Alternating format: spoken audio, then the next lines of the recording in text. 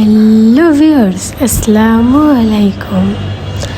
ঈদের ছুটি সবাই কেমন কেটেছে? আমার তো ঈদের ছুটি দুর্দান্ত কেটেছে। ঈদেতে চলে গিয়েছিলাম গ্রামের বাড়িতে। তো পুকুরে গোসল, সুইমিং, দেন নৌকা ভ্রমণ, ক্রিকেট সব মিলিয়ে দুর্দান্ত ছিল ঈদের ছুটিটা। তো ছুটি কাটতে কাটতেই এখন খুলে গিয়েছে সকল স্কুল কলেজ, সবাই ব্যস্ত হয়ে পড়েছে সবার কাজে। তাই সবাই এখন ব্যাক করছে যার যার নিজ নিজ গন্তব্যে। তো ঈদের ছুটি কাটানোর পরে সবাই যার যার কাজে ব্যস্ত হয়ে গিয়েছে, আমিও আমার কাজে ব্যস্ত হয়ে গিয়েছি। তবে ঈদের ছুটির ভাব কিন্তু এখনও কাটেনি। এখনও মনে চায় 10টা পর্যন্ত একটু ঘুমিয়ে উঠি, একটু রিল্যাক্স করি, একটু রেস্ট নেই। বাট এখন তার পসিবল নয়। এখন অবশ্যই যার যার কর্মজীবনে ফিরতে হবে।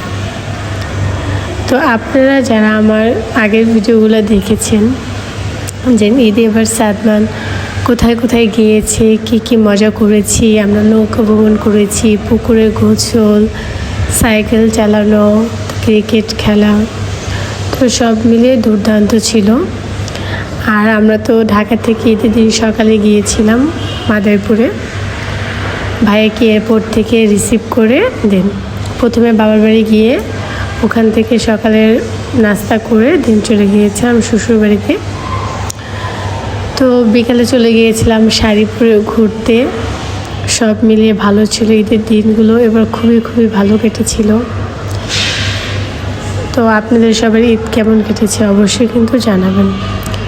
তো নর্মালি আমি সবসময় আপনাদেরকে শাড়ির ডিজাইনগুলো দেখাই, শাড়িতে কীভাবে ব্লক করছি, কিভাবে কালার করছি, কোন কোন কালারে কি প্রোডাক্ট ইউজ করছি সব কিছু। তো আমি এবার প্রথম এই ঈদে পাঞ্জাবিতে ব্লক করেছি এবং কি কালার উপরে কি ডিজাইন করেছি পুরোটাই আপনাদের সাথে আমি শেয়ার করেছি।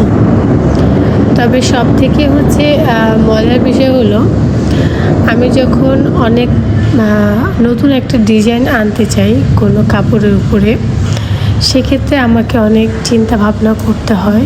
অনেক কালারের বিষয় থাকে, ডাইসের বিষয় থাকে, ডিজাইনের বিষয়, কোন ডাইসের সাথে কোন ডাইসটা ভালো মিলবে, কোন কালারটা যাবে। যেমন এখন আমি যে কালারের পাঞ্জাবির উপর কাজ করছি স্কাই ব্লু, তো এটা যেহেতু একটা হালকা কালার, সেক্ষেত্রে আমাকে অবশ্যই এখানে নিউটেক্স পদ্ধতিতে কাজ করতে হবে। কারণ যদি আমি নিউটেক্স পদ্ধতিতে কাজ না করি, সেক্ষেত্রে কালারটা ভালো ফুটে উঠবে না। আপনারা জানেন যে সবসময় আমাদেরকে হালকা কালারের উপর গাঢ় কালারে কাজ করতে হয়, গাঢ় কালারের উপর হালকা কাজ করতে হয়। আর গাঢ় কালার আনার জন্য আমাদেরকে অবশ্যই নিউটেক্স পদ্ধতিতে কাজ করতে হবে। আর হালকা কালার আনার জন্য হোয়াইট পেস্ট পদ্ধতিতে কাজ করতে হবে। তবে আমি আমার ব্লগ করার এই লাইনে, এই ব্যবসায় বলতে পারেন বা শখ বলতে পারেন, যখন ঢুকেছি, তো একটা জিনিস প্রথমে দেখে খুব ফেস করতাম। সেটা আমি কাজ করছি এরকম সময় দেখা যাচ্ছে আমার হাত থেকে ডাইসটা পড়ে গেল, বা ব্রাশটা ছিটে লাগলো, বা হাত থেকে পড়ে গেছে। তখন ডিজাইনের বাইরেও জামাতে 1-2 ফোঁটা লেগে যায়, তখন আমার ফুল ড্রেসটাই নষ্ট হয়। এরকম করে আমি প্রথমে দেখে কয়েকটা আমার ড্রেস নষ্ট হয়েছে। অনেক সময় কাস্টমার স্যাটিসফাই ছিল না, যে দাগ লেগে গিয়েছে বা ভাল লাগছে না, বা এরকম হয়েছে যে ড্রেস পছন্দ হয়েছে বা একটু দাগ লেগে গেছে, তাই সে নিবে না, ভালো লাগছে না। তো এগুলো অনেক ফেস করেছি। তো চিন্তা করলাম যে এটা কীভাবে রিকভার করা যায়। তো অবশেষে আমি একটা অকজেল 2 নামে একটা লিকুইড পেয়েছি, যেটা শুধু ব্লক, হ্যান্ড পেন, ব্লক এগুলোর ক্ষেত্রে কাজে দেবে। যে আপনি যদি অনাকাঙ্ক্ষিত কোথাও আপনার ব্লগের দাগটা লেগে যায় বা রঙের দাগটা, সেটা আপনি তুলতে পারবেন। ওই লিকুইডটা দিয়ে একটু ঘষা দিয়ে পানি দিয়ে ওয়াশ করলে চলে যাবে। তবে এটা যদি লং লাস্টিং হয়, সেক্ষেত্রে একটু উঠতে সমস্যা হবে। আপনার 1 সপ্তাহ এরকম হলে উঠে যাবে। তো এই লিকুইডটা পেয়ে যে আমি কতটা স্যাটিসফাই হয়েছি বা কতটা খুশি হয়েছি, এখন হয়তো এভাবে আমার দাগ লাগে না। অনেক সময় দেখা যাচ্ছে একটু অসচেতনতা কাজ করলে লেগে যায়, যেহেতু আমার ছোট বেবি আছে আপনারা জানেন। তো আমি কাজ করতে গেলে সেও কাজ করতে আসবে, আমি যখন ডাইস দিয়ে কাজ করি সেও ডাইস দিতে আসে, অনেক সময় ডাইস বসায়ও দেয়। কারণ কালার জিনিসটা তো সব বাচ্চারই পছন্দ, আর আমি কাজও করে কালার নিই। তো এরকম আমার অনেক সমস্যা হয়েছিল। তো আপনারা যদি চান তাহলে আমি আপনাদেরকে ওই লিকুইডটা কীভাবে ইউজ করতে হয়, কীভাবে ব্লগের রঙগুলো তুলতে হয়, সেটা আপনাদেরকে আমি একটা ভিডিও করে দিতে পারি।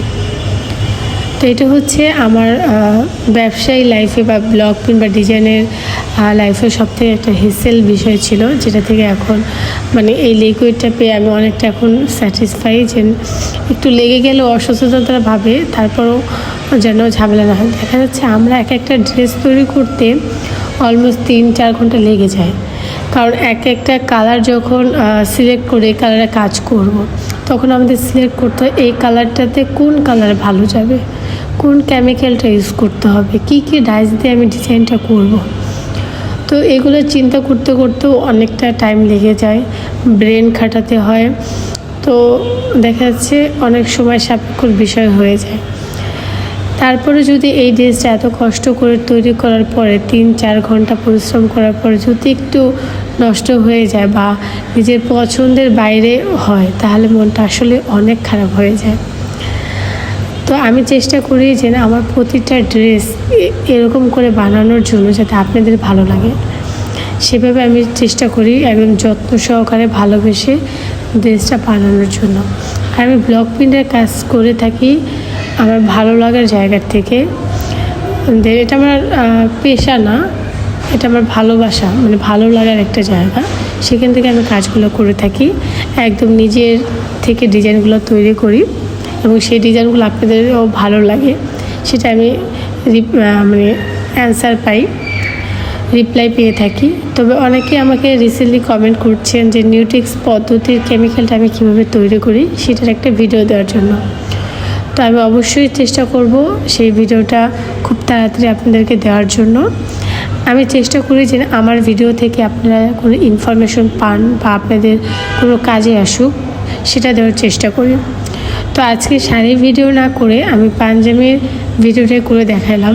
পাঞ্জাবিতে কাজ করলে কিন্তু অবশ্যই ভিতরে একটা মোটা কাগজ দিয়ে নেবেন, নাহলে কিন্তু লেগে যাওয়ার সম্ভাবনা আছে, এবং মোটা কাগজটা কিন্তু সাথে সাথে বের করে ফেলবেন, নাহলে লেগে যাবে।